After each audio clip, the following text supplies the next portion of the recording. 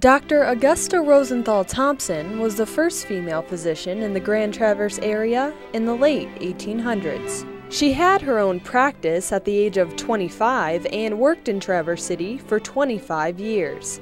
She was here for 25 years, owned her own practice, and owned her own house without being driven out of the town. But it was not a gender barrier that motivated her to become a doctor in the first place. She wanted to learn as much possible as she could so she could help, and her specialty was children's diseases. Rosenthal-Thompson was one of 11 children born to German immigrants. 4 of her siblings lost their lives to cholera.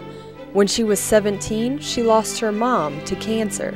She always grew up with this drive to try to heal children.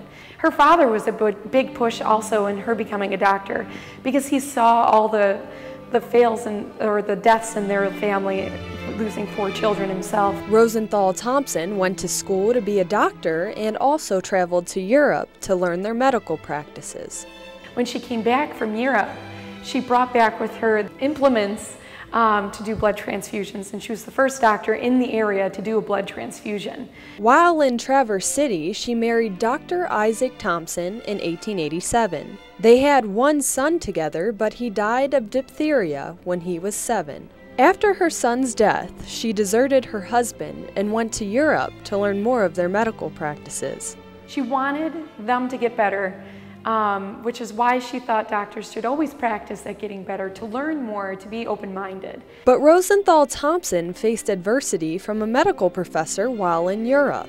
He refused to teach her because she was a woman. But a male colleague assured the professor of her skills. She just was there to always remind, it's not about you, it's about the patient. That's why you became a doctor. When she came back, she moved to Grand Rapids and healed a young boy who had diphtheria. She was a good role model because she was an easy person to go up to. She didn't hold it above you that she was more educated, or that she was the first woman, or that she was the first doctor to do a blood transfusion, or that she was more educated than a lot of the doctors in the area. I think it helped the people in the area see her in a different light and see women in a different light, that things are changing, even though they didn't want them to all the time.